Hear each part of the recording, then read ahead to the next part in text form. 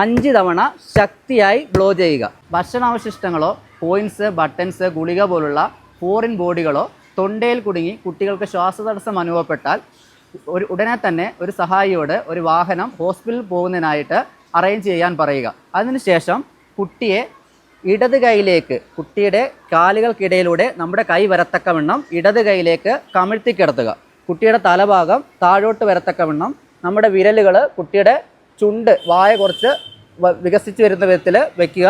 അതിനുശേഷം ഷോൾഡർ ലെവലിൻ്റെ സെൻറ്ററിൽ 5 തവണ ശക്തിയായി ബ്ലോ ചെയ്യുക. അതിനുശേഷം കുട്ടിയെ തിരിച്ചു കിടത്തുക, ഇടത് കൈയിലേക്ക് തിരിച്ചു കിടത്തുക. കുട്ടിയുടെ നിപ്പിളിൻ്റെ സെൻറ്ററിൽ, നമ്മുടെ സ്തേണത്തിനൊക്കെ സെൻറ്ററിൽ 2 വിരൽ ഉപയോഗിച്ച് 5 പ്രാവശ്യം ചെസ്റ്റ് അമർത്തുക. വീണ്ടും തിരിച്ചിട്ട് കുട്ടിയെ കമിഴ്ത്തി കിടത്തിയതിന് ശേഷം ഈ 5 പ്രാവശ്യം ബ്ലോ ചെയ്യുന്ന പ്രവൃത്തി വീണ്ടും തുടരുക. കുട്ടിയുടെ വായിൽ കുടുങ്ങിയ ഫോറിൻ ബോഡി പുറത്തു പോകുന്നത് വരെ ഈ പ്രവൃത്തി തുടർന്നുകൊണ്ടേയിരിക്കുക. എത്രയും പെട്ടെന്ന് തന്നെ വണ്ടി എത്തിയതിന് ശേഷം എത്രയും പെട്ടെന്ന് തന്നെ കുട്ടിയെ ഹോസ്പിറ്റലിൽ കൊണ്ടുപോവുകയും ചെയ്യുക.